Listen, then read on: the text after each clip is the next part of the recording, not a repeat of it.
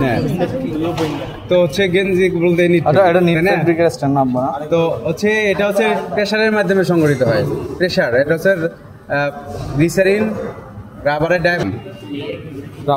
হ্যাঁ এটা ডায়া হচ্ছে 30 মিলিমিটার, রাবারের ডায়াফ্রাম ডায়া হচ্ছে 30 মিলিমিটার। ঠিক আমাদের স্যাম্পলও লাগবে 30 মিলিমিটার। এই যে একটা ক্লাম্প, এটা প্রেসার ফুড, এটাকে প্রেসার ফুড বলা হয়। এটা হলো 30 মিলিমিটার ডায়া। আর এখানে হচ্ছে ফাঁকা অংশ কেন? কারণ ফেব্রিক তো উপর দিকে ফুলবে, ফাটার জন্য স্পেস লাগবে না, এই জন্য করা।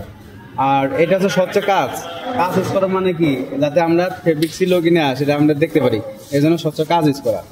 তো প্রথমে হচ্ছে আমরা যে কাজটা করব, এই ডায়াফ্রামের যে প্রেসারটা আছে সেই প্রেসারটা আমরা আগে দেখব কত আছে। এই যে ফরওয়ার্ডে দিলে টেস্ট অন হয়, ফরওয়ার্ড দিলে দেখেন আস্তে আস্তে এটা বেলুনের মতো ফুলবে।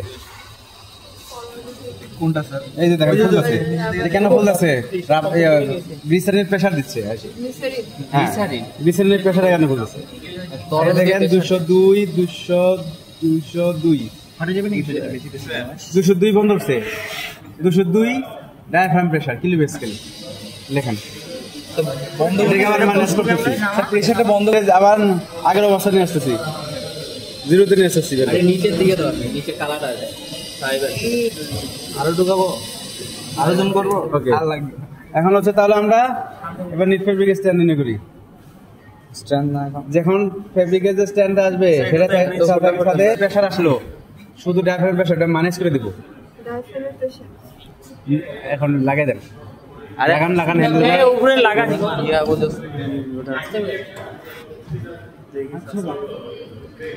দ্রুত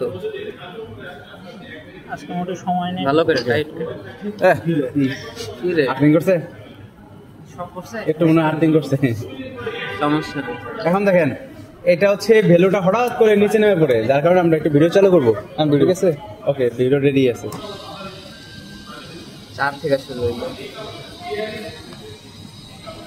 মেশিনের দিকে দেখা, এখানে ওই দিকে ধরে এখানে দেখেন 554 ছিল, 554 ওটা পরে ছিঁড়া পরে দেখেন আবার মান কত নিচে নেমে গেছে।